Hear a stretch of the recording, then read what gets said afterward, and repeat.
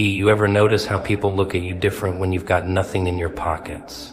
Not empty nothing, like the space around you bends a little, like poverty has its own gravity. They walk past you faster, talk to you slower, like struggle makes you stupid. Like if your shoes are worn down, your soul must be too. But here's the joke they don't see coming, the real punchline. The moment you stop believing you belong in the dirt, everything shifts. No magic tricks, no fairy godmother, just a decision deep, dangerous, and final. Wealth, it doesn't come wrapped in gold or parked in a shiny driveway. No, it starts much quieter than that. Starts in the shadows where no one's looking, in a little thought that creeps up your spine when the world's asleep and the word was a fleer for everyone else's play by the door. It starts when you get tired of saying this is just how it is, like you've been reading lines from a script someone else wrote. You see, the cruelest trick they ever played was not taking your money, it was making you think you were poor. There's a difference. Being broke is temporary, circumstantial. It's a hiccup in the plot. But poverty, that's a character trait. A costume they make you wear so you learn to smile through the hunger. And when they give it to you, they hand it over with such confidence, such authority, you start to believe it fits. You wear it to work, to church, to dinner with people who don't ask how you're doing because they already decided what your answer will be. And slowly, slowly, you stop seeing yourself in mirrors. You see the label instead. Struggling, surviving, stuck. But here's the twisted beauty of it all, none of it is real. Not until you agree with it. Not until you give it your signature and call it your truth. You can be standing in a storm, soaked to the bone, nothing in your wallet, nothing in your fridge, and still be the richest person in the room if you just don't stop identifying with the rain. Because that's all they've got on you. Agreement, compliance. You nod your head one too many times and suddenly the cage you're in isn't made of iron, it's made of yours. This is my life now. And who gave you that idea? Who told you wealth was for them and not for you? Was it the man in the suit who's never missed a meal? Was it the teacher who taught you how to count but not how to value yourself? Or was it the voice in your own head, trained to bark like a guard dog every time you step too close to a dream? Not for you, it growls. That's for the chosen ones. But what if the only thing separating them from you is audacity? The pure, reckless audacity to say this identity no longer fits. And that's where it begins.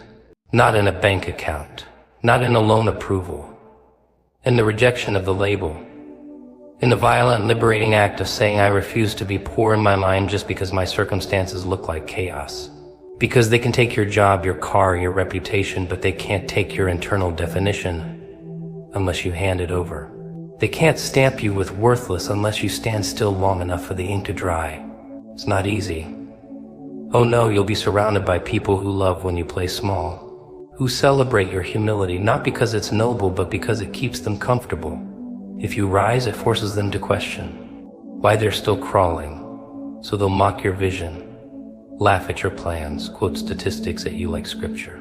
Most businesses fail, most people stay broke, most people never make it out. And you're supposed to nod and agree, because if most people stay poor, then maybe you should too. Safety in numbers, right, wrong. See, most people isn't a destiny, it's a trap. And you don't owe it your loyalty. Just because you were born into a cycle doesn't mean you die in it. Just because your father struggled, your mother scraped, your whole damn family learned to stretch every penny like it was holy doesn't mean that's word in it. It means that was their reality. But you can write something else, something bigger, something louder. But first you have to drop the script. Burn it if you're feeling theatrical. Because the moment you stop identifying as poor, you start seeing cracks in the illusion. You start hearing the chains rattle when they move. And eventually you stop dancing to the tune they used to keep you quiet. You'll walk different, talk different. Think in terms of ownership, not just survival, and they won't like it. Oh, they'll try to pull you back, remind you of your place. But the beautiful thing about awakening, once you've seen the game for what it is, you can't unsee it. And suddenly the beggar stops begging, the pawn stops bowing, And the world, the very same world that used to step over you, starts to shift. Just a little. Under the weight of someone who finally decided to stop agreeing with the lie that they were meant to be small. They fed it to you with a grin, like a spoonful of medicine you didn't ask for. Survival. That's the word. That's the trick. Wrapped in struggle, dipped in tradition, served cold every morning with a side of fear. Just survive, they say. Make ends meet. Be grateful you've got anything at all. And at first it makes sense. When the bills pile up and the rent breathes down your neck like a wolf, yeah, survival feels like victory. But here's the part they don't tell you. While you're busy surviving, they're living. While you're counting coins, they're stacking empires. While you're rationing dreams, they're writing the rules of the game you're too exhausted to question. It's cute, really, the way they romanticize it. Hard work, hustle, grind, but what they're really saying is stay tired, stay distracted. Keep chasing just enough so you never have the strength to reach for more. Because if you ever stopped running and started thinking, you might realize the cage door's been open this whole time. You might realize that survival isn't noble, it's just another leash, Jess. A leash with just enough slack to make you believe you're free. And oh, they'll praise you for it. Celebrate your suffering like it's some kind of virtue. Look at you, still smiling through the pain, still pushing forward, so strong. And they'll clap, not for you, for themselves. Because your obedience confirms their comfort. Your endurance makes their system look justified. But deep down you feel it, don't you? That sting, that itch, that quiet rage that asks, is this all there is? See, they're not scared of your failure. No, they expect that. What keeps them up at night is the idea that you might wake up one day and realize survival is just the first layer. That there's another level of abundance, and it doesn't come from working harder. It comes from refusing to be hypnotized by scarcity. From unlearning everything they've drilled into your skull since you were old enough to say, I want. Because want is dangerous, want is rebellion. Want says, I see the scraps you gave me, and I choose something more. That's when they panic. That's when they tighten the leash, raise the prices, flood your feed with glittery distractions. Buy this, follow them, stay busy. Because if you're busy, you're not building. If you're chasing crumbs, you're not questioning the baker. If you're drowning in survival, you'll never make time to design your escape. It's all built on one ugly little secret they never planned for you to win. They need you chasing, not catching, needing. Not only, they need you tired, desperate, impressed. Because impressed people don't rebel. Impressed people don't tear down the walls, they decorate them. But what happens when you stop clapping? What happens when you start asking questions that don't have pretty answers? When you look at your paycheck, your pay rent, your life, and you start to laugh, not the happy kind, the unhinged kind, the kind that says, oh, I finally get it now. Because once you see it, you can't unsee it. The layers, the masks, the way they teach you to shrink so early, so young, so subtly that by the time you realize it, you're already halfway buried in night. They made survival your finish line when it was only ever supposed to be your starting gun, and you believed them. Of course you did. They were louder, older. Louder, did I say that twice? Good. Because repetition is how they programmed you, and it's how you're gonna break it. Start small. Question one thing. Just one. That price tag. That job. That rule. Ask yourself, who benefits if I accept this without a fight? And suddenly you'll start to see the strings. Not just the ones on you, but on them too. Because they're puppets too, trapped in a performance where they pretend to be in control. But real control that lives in the hands of anyone crazy enough to reject survival and demand something better. It doesn't take money. It doesn't take connections. It takes a moment. A flicker. A crack in the illusion where your real self slips through and asks, what if I stop playing by their rules? And once that voice shows up, it doesn't leave. It grows, it roars, it laughs in the face of struggle and spits on the altar of sacrifice. Because you were never meant to crawl through life hoping for scraps. You were meant to take up space, break the system, and make them regret ever thinking you'd be satisfied with surviving. You ever watch someone sit in a locked room with the key in their pocket? It's a funny little tragedy, really. They cry, they scream, they curse the walls, all while the way out is tapping their leg with every breath they take. That's how this game works. They don't have to chain your hands, just your thinking. You want to know the real poverty? It's not hunger. It's not debt. It's when you start believing you're supposed to be here. When the lack around you becomes a language, and you start speaking it like it's your mother tongue. You think, act, walk like someone who's forgotten what it means to want something more. And it starts young, doesn't it? That's too expensive. We can't afford that. People like us don't live like that. Boom. Just like that, a seed gets planted. A little weed called limitation. And it grows fast, wild, untamed. Until one day you look around and realize you've built your whole life inside a mental prison. And you're decorating the bars. Hanging up fairy lights on ceilings that were always meant to be shattered. And worst of all, you start teaching the next person to do the same. Legacy, they call it, generational wisdom. But it's just recycled fear, gift wrapped in tradition. You see someone driving the car you want, wearing the watch you admire, walking into the restaurant you pass by every night like it's a museum, and you tell yourself, it's not for me. Not in anger, not in jealousy, just acceptance. As if life handed out fates like playing cards, and you were born with a 2 of spades while they walked in with 4 aces and a grin. But here's the joke, they're not special. They're not chosen. They're just untrained. No one taught them to bow. No one taught them to settle. They walked in and asked for more because it never occurred to them that they couldn't. Meanwhile, you're taught to survive with dignity, to smile while struggling, to say thank you when you're handed leftovers. But the moment we stop calling poverty your personality, the whole script glitches. People look at you like you've committed a crime. Who do you think you are? They'll ask, eyes wide with fear wrapped in concern. Because your growth challenges their comfort. Your ambition exposes their excuses. You becoming more becomes a mirror to everything they've buried under this is just life. But you know what's funny? You've always known, you've felt it. That itch under your skin when someone talks down to you. That pulse in your chest when you dream too loud. That burning behind your eyes when someone tells you to just be realistic. That's not ego. That's memory.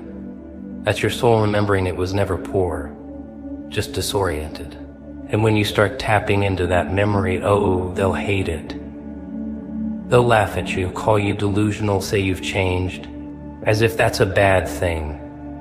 Because here's the trick, they want you in the club, but only as long as you know your place.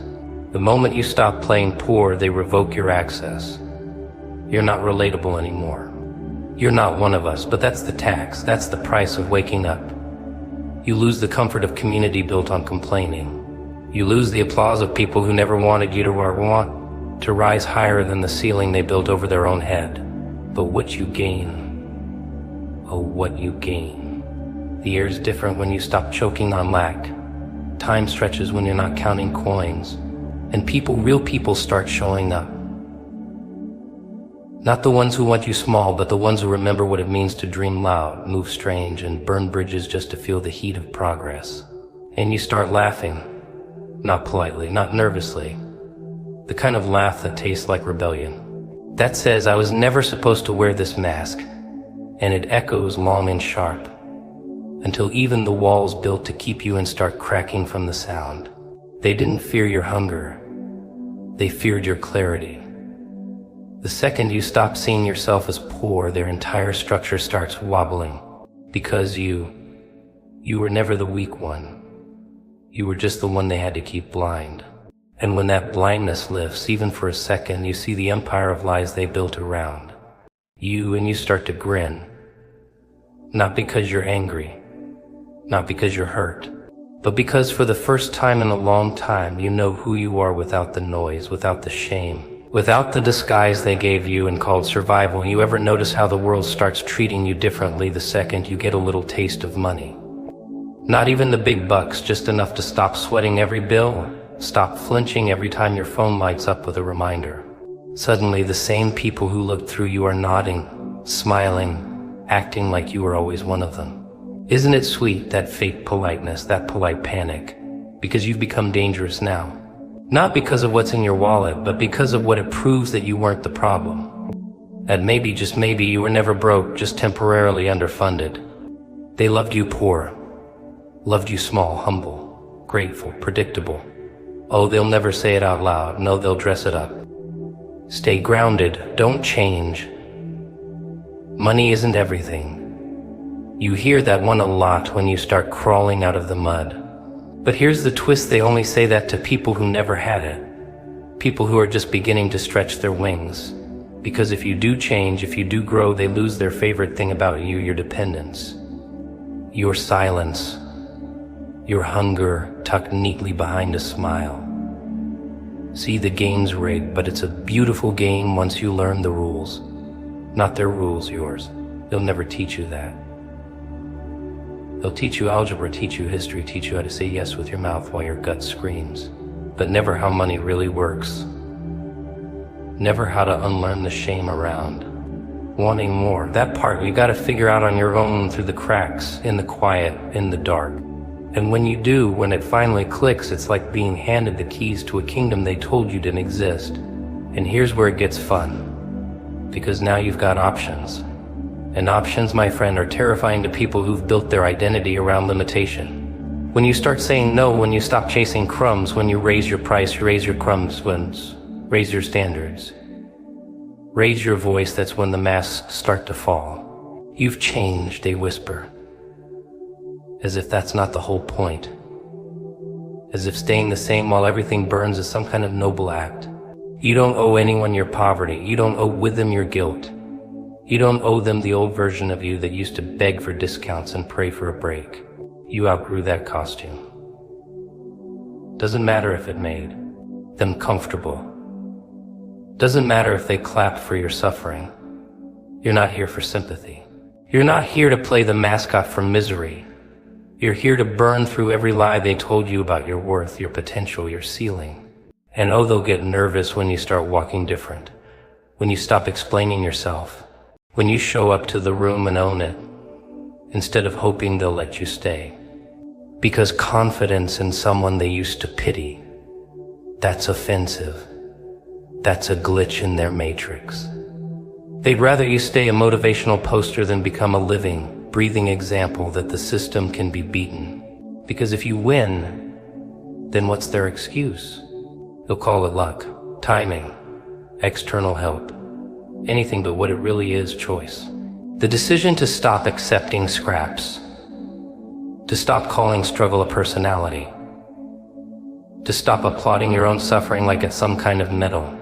The decision to rise even when it means standing alone. Especially then. Because when you rise, you don't just change your life, you expose every single person still pretending they're trapped. And yeah, it gets lonely. Of course it does. Growth always does. But loneliness hits different when your fridge is full, your bills are paid, your peace is bought in cash. It's not about greed. It's not about showing off. It's about proving that freedom exists. That the dream they laughed at, mocked, minimized, it was real all along. Just hidden behind a thick fog of fear and familiar failure. They'll want you back. Not because they miss you, but because they miss the version of you that didn't.